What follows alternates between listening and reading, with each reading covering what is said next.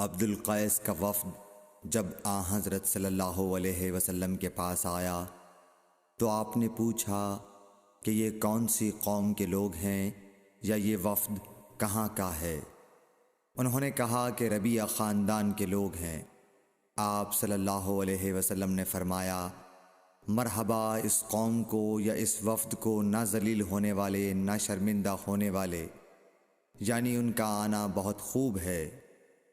وہ کہنے لگے، اے اللہ کے رسول صلی اللہ علیہ وسلم، ہم آپ کی خدمت میں صرف ان حرمت والے مہینوں میں آ سکتے ہیں، کیونکہ ہمارے اور آپ کے درمیان مضر کے کافروں کا قبیلہ آباد ہے۔ پس آپ ہم کو ایک ایسی قطعی بات بتلا دیجئے جس کی خبر ہم اپنے پچھلے لوگوں کو بھی کر دیں جو یہاں نہیں آئے، اور اس پر عمل درآمد کر کے ہم جنت میں داخل ہو جائیں۔ اور انہوں نے آپ سے اپنے برتنوں کے بارے میں بھی پوچھا۔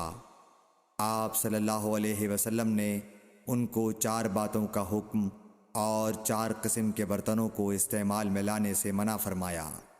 ان کو حکم دیا کہ ایک اکیلے خدا پر ایمان لاؤ۔ پھر آپ صلی اللہ علیہ وسلم نے پوچھا کہ جانتے ہو ایک اکیلے اللہ پر ایمان لانے کا مطلب کیا ہے؟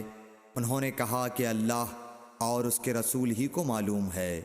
آپ نے فرمایا کہ اس بات کی گواہی دینا کہ اللہ کے سوا کوئی معبود نہیں، اور یہ حضرت محمد صلی اللہ علیہ وسلم اس کے سچے رسول ہیں، اور نماز قائم کرنا اور زکوٰۃ ادا کرنا اور رمضان کے روزے رکھنا اور مال غنیمت سے جو ملے اس کا 5واں حصہ مسلمانوں کے بیت المال میں داخل کرنا، اور 4 برتنوں کے استعمال سے آپ صلی اللہ علیہ وسلم نے ان کو منع فرمایا، سبز لاکھی مرتبان سے اور کدو کے بنائے ہوئے برتن سے، لکڑی کے کھودے ہوئے برتن سے اور روغنی برتن سے، اور فرمایا کہ ان باتوں کو حفظ کر لو اور ان لوگوں کو بھی بتلا دینا جو تم سے پیچھے ہیں اور یہاں نہیں آئے ہیں۔ صحیح بخاری حدیث نمبر 53۔